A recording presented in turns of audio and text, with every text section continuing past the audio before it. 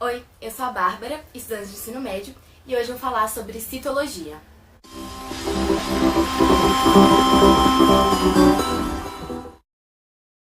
Bom, hoje eu vou falar um pouco sobre a estrutura celular e sobre os transportes, passivo e ativo.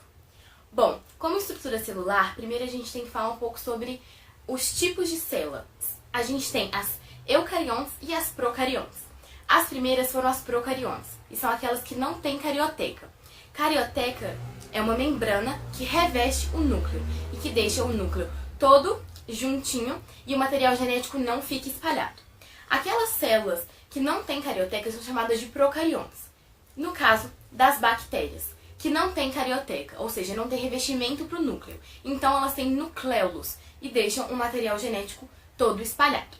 As células eucariontes são aquelas que têm carioteca, que têm revestimento em volta do núcleo.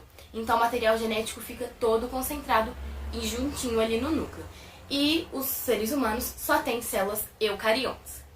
Bom, agora vamos falar um pouco da estrutura da célula. Nós dividimos as células entre animal e vegetal. Algumas diferenças que eu vou explicando ao longo. Na célula animal, a gente tem apenas a membrana plasmática, ou a membrana celular.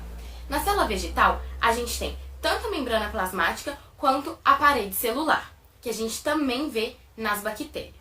Bom, a membrana plasmática ela é formada por uma bicamada de fosfolipídios. Então, são duas camadas de fosfolipídios, que é fósforo com lipídios. Essa membrana é responsável por ter uma permeabilidade seletiva. Então, vai ser ela que vai decidir o que entra e o que sai da célula. Ela também protege e reveste a célula. Nessa membrana, a gente também tem proteínas, que podem ser também facilitadoras na hora dos transportes, tanto de entrada quanto de saída de substâncias.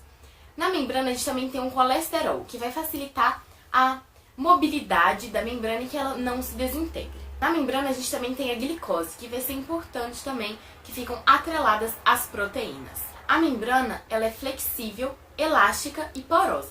Bom, a gente tem várias organelas celulares, que são como se fossem os órgãos da célula, para explicar mais fácil. Bom, as organelas, cada uma vai ter uma função. E dependendo de onde a célula estiver no seu corpo, as organelas vão ser mais bem desenvolvidas de acordo com a sua função. Mas agora a gente não vai entrar em detalhes sobre as organelas. Isso fica para um próximo vídeo. Agora a gente vai falar um pouco sobre os transportes passivo e ativo. Nos transportes passivos, a gente não tem o gasto de ATP, que é a molécula de energia. Então não tem gasto de energia.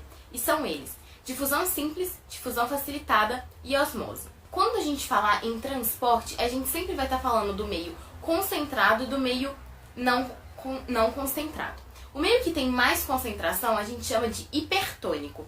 O meio que tem menos concentração a gente chama de hipotônico.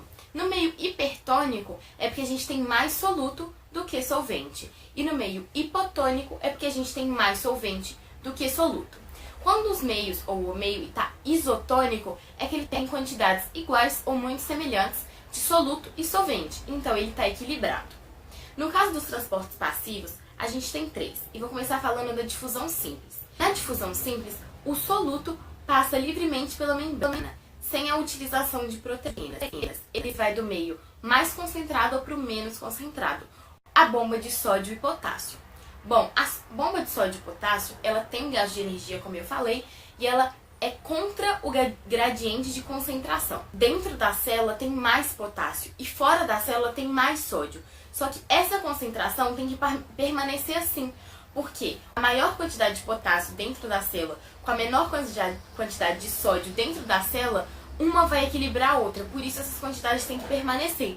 Então, quando tiver mais sódio dentro da célula, vai acontecer esse transporte para tirar um pouco de sódio da célula ou colocar mais potássio dentro da célula. Então, quando a célula estiver equilibrada, é porque ela tem mais potássio dentro da célula e menos sódio dentro da célula. Agora, tem algumas palavras que é importante lembrar: túrgida e plasmolizada.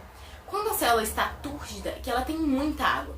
Na célula vegetal, ela não vai estourar, porque ela tem uma parede celular. Então, a parede celular impede que a célula se rompa quando tiver muita água. E ela impede também que entre muita água para dentro da célula. A parede celular vai fazer esse controle. No caso da célula animal, não tem parede celular. Então, a célula vai receber água e pode ser que ela se rompa.